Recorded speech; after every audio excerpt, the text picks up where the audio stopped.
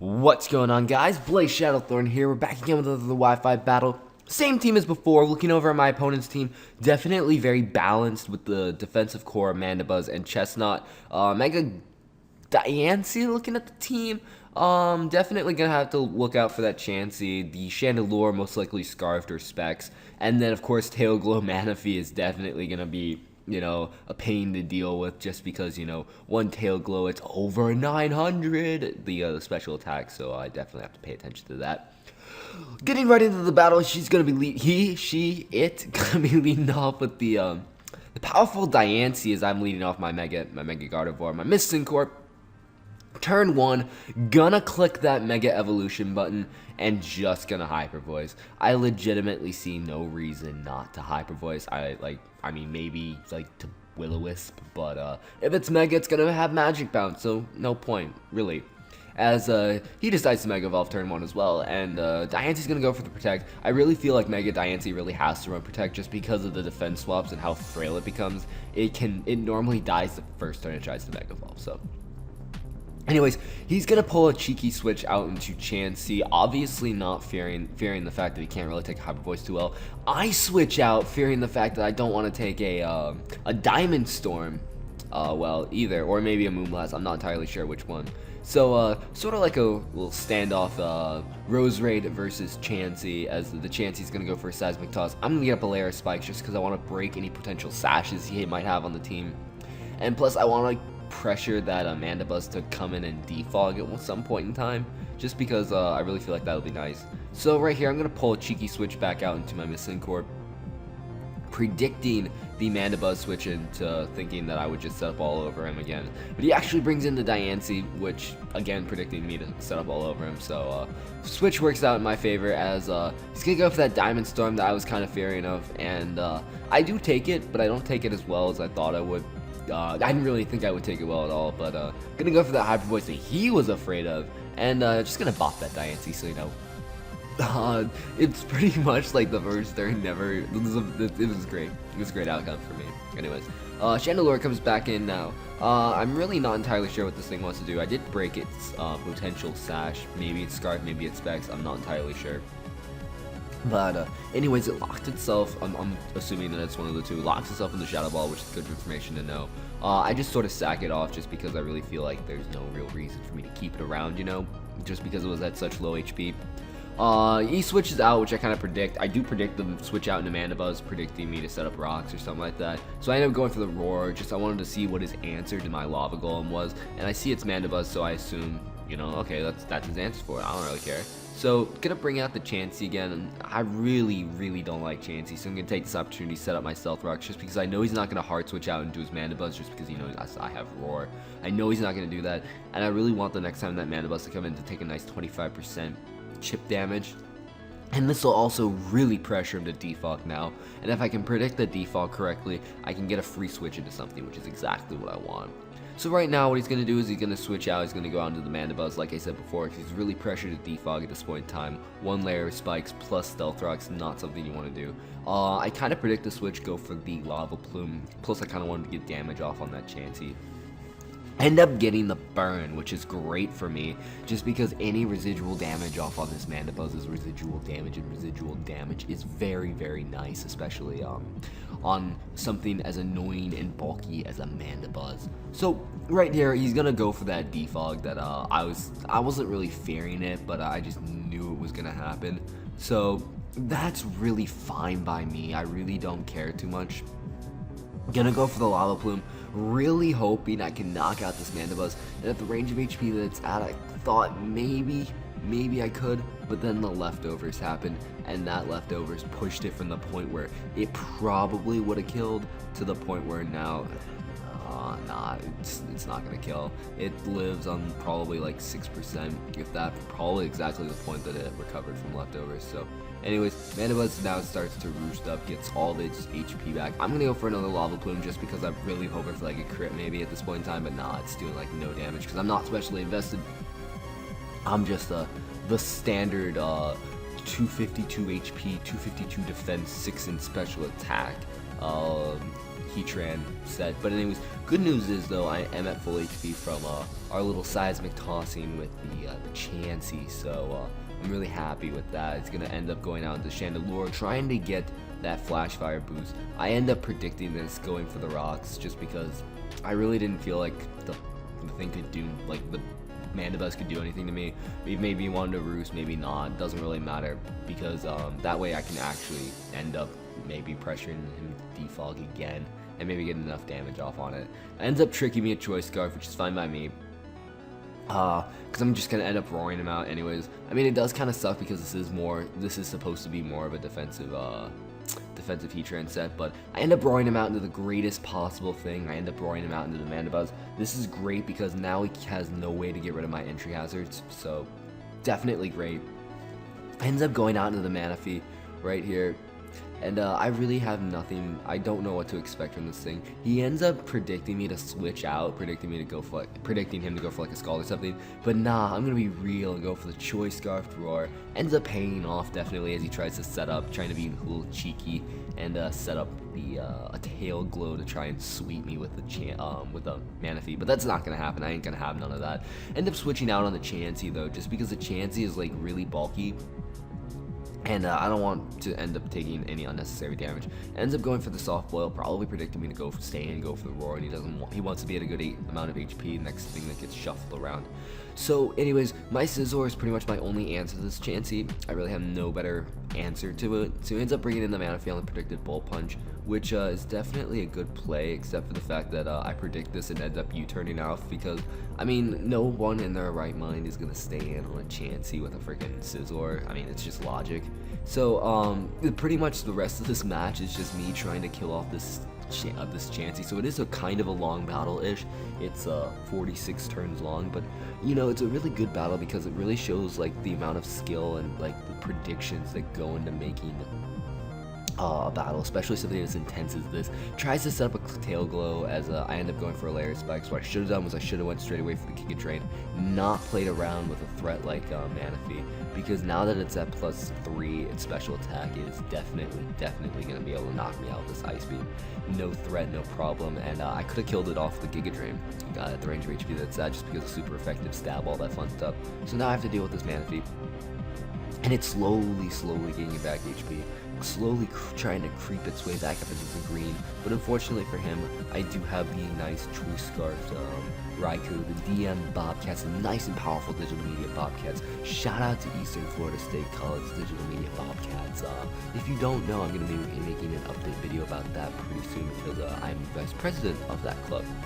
So we're going to have a pretty big film festival event coming up in April, so I'm gonna make a video about that pretty soon, so you know, be on the lookout for that if you like movies and stuff like that. So anyways, back to the battle, bring in my Lava Golem, pretty much baiting the Chansey, because I know the Chansey's gonna switch in, because Chansey is his answer to my Lava Golem. I end up going for the Earth Power here, really predicting him to switch out, go out into his Chandelure on my predicted Lava Plume, just because I really thought I thought he'd do that, but apparently not, which makes me really sad.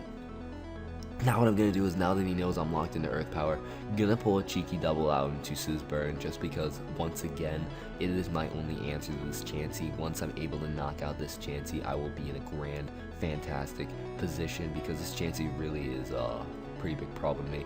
End up over-predicting right here, going for the U-turn. Does a nice chunk of damage, but if I would have went for the superpower right there, I would have probably shaved at least 10 turns off this battle, because the rest of this game is pretty much me trying to play around this Chansey. And he has that Chandelure as well, and I really have no like proper switch-ins to the Chandelure as well, so I definitely have to play around that as well. So I end up going for a Draco here. I'm trying to gauge and see whether this Chansey is specially or physically defensive, because if I can gauge whether the Chansey is physically or specially defensive, this will definitely help me out in my predictions and calcing to make sure I get the Chansey at the right amount of HP, so where a superpower from my Choice Banded Scizor will be enough to KO it. So end up pulling a cheeky switch back out into my Scizor. Unfortunately, my Scizor is definitely getting worn down by this Chansey, especially with the seismic tosses and the way it brought it down. Now I cannot live another seismic toss, which is definitely critical because I have to play around this Chansey now so much. Ends up bringing in the Chestnut as once again predicting me to go for the superpower this time, but no, I'm going to play it safe again, go for the U-turn. I want to make him think that all I'm going to do is go for U-turn, so eventually next time I get a free chance I'm going to bop him with a superpower. That's pretty much my play right here. Ends up going out into the Lava Golem. I know what's going to happen right now. He's going to go for the Spiky Shield. He has no reason not to. He's going to go for the Spiky Shield. What this allows him to do pretty much is while he gets to scout and see what move I want to lock myself into, end up going for the Roar, predicting that, which is great for me because end up roaring him back out into the Chansey, which is actually not quite good for me, but you know, you get the gist. It's better than my other opportunity, which was to go for the Lava Plume and then pull a switch out, predicting him to go out into his Chandelure or go for the Earth Power and then be fucked. So anyways, he ends up staying in, soft boiling up. That's fine by me. He's gonna end up roaring him out into the Chandelure now, which is fine by me. I really need to get rid of the Chandelure ASAP, so definitely roaring him out into the Chandelure was pretty fantastic, so I'm able to get some nice chip damage off with the spikes and leech, spikes and stealth rocks chip damage. He ends up going for a Shadow Ball that does a decent amount of damage to me, and he gets a special defense drop, which I'm gonna say the special defense drop doesn't really matter right now, just because I am roaring around his team, but it definitely puts a timer on this Heatran, just because if he brings in a special attacking Pokemon, then I won't be able to take its hits quite well. Anyways, I end up roaring him back out into the Chestnut. I'm pretty sure he doesn't want to go for the Spiky Shield just because I'm choice locked into Roar, so obviously there's legitimately no reason for him to do that. So I'm going to go out, I'm going to make the play, going to go out into Fly By Night right here. They predicted either Hammer Arm, Drain Punch, I'm not entirely sure what, but I do get the prediction correctly. Ends up critting me there. Obviously crit mattered. Nah, I'm joking. Crit did not matter right there at all. I mean, it would have done a lot less, but still, Fly By Night it's crit didn't matter. Anyways, what he's gonna do is he's gonna Spiky Shield right here just to try and scout and see what move I want to go for. I just end up dropping the Draco because I really feel like that's my best play at this point in time. Sure, I could go for a Flamethrower. That just leaves him a free switch out into his Chandelure. End up pulling a cheeky double right here. End up predicting the switch out into Chansey because, I mean, that's pretty much his only play right here. Unfortunately, it doesn't pan out as he stays in and goes for the Leech Seed. If I would have stayed in and bopped this thing with a Draco, I would have been in such a good position because this Chestnut is another problem I have to deal with. Because, you know, sub-Leech Seed, Drain Punch is definitely a big threat. And now my Scizor is brought down to a very low range of HP, and I really need Scizor is at this point in time my win condition because without Scizor I have no way of beating Chansey one-on-one. None of my Pokemon can beat Chansey one-on-one. As you can see, Draco Meteor did only like 20%, Lava Plume, and that was Specs as well. Specs Modest Draco, it did little damage, so I definitely need this Chansey, like 1000% I need this Chansey. Ends up Spiky Shielding on my Hurricane, that's fine by me. And right here, now he's going to make the play, now he's going to switch out, he's going to go out into the Chansey on my Hurricane. That is like fine by me. At this point in time, what I'm thinking I'm going to have to do is I'm going to have to sack off this Noivern and get a clean switch out into my Scizor. That's what I'm thinking about right now. So I'm gonna end up going for a Hurricane. End up hitting 2 Hurricanes in a row, which is kind of I guess a little payback for missing all my Hurricanes last game. If you saw that Wi-Fi battle, I missed pretty much every Hurricane I ever went for that game.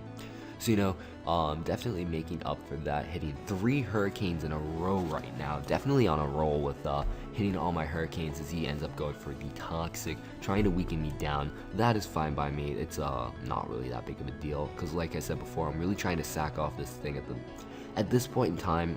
I'm really trying to sack off Fly By Night just because it's really... At this point in time, I need that clean switch out into Scizor to win me the game. So that's pretty much what I'm doing right now. Hitting all my Hurricanes so far, which, you know, as soon as I'm saying this, I'm like, okay, next Hurricane, I'm definitely going to miss this just because there is no way I can hit all my Hurricanes. But no, I hit my next Hurricane. I think I've hit like 4 or 5 Hurricanes in a row right now, which is definitely pretty awesome for me.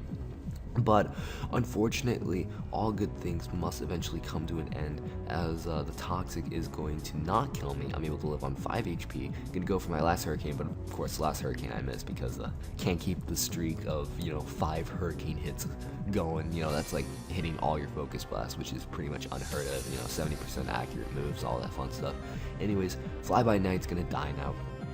Really unfortunate, but like I said before, it needed to happen just so I can get this play right here. This switch out into Scizor right here. Gonna go for that superpower, predicting him to stay in, predicting me to over predict and go for that U-turn. Able to bop that Chansey, which pretty much seals the game in my favor. As soon as that Chansey died, it was pretty much he lost. He pretty much lost just because the Chansey is gone, and therefore he only has like Chandelure left. Chandelure is at really low range of HP, able to just pretty much sack off my Scizor at this point in time because Scizor is not needed anymore. It pretty much did its job just because its only main goal at this point in time was to get rid of the Chansey, and once it got rid of the Chansey, it didn't need any more help. Gonna go back out into my DM Bobcats because, like I said before, this is my Scarf DM Bobcats, and since the Chandelure tricked away its Scarf, I am able to outspeed, hit it up with that Shadow Ball, knock it out, which leads him only one last Pokemon left, which is his Chestnut. And unfortunately for me, I make a bit of a misplay right here. Not really a misplay, but didn't end up affecting the outcome of the battle whatsoever, but it made it a little closer. It made it a lot more interesting, I'll tell you that much. I forget that the Chestnut actually has Bullet Punch, the ability Bulletproof. So, yeah, it doesn't quite get affected by the Shadow Ball, which really does suck a lot.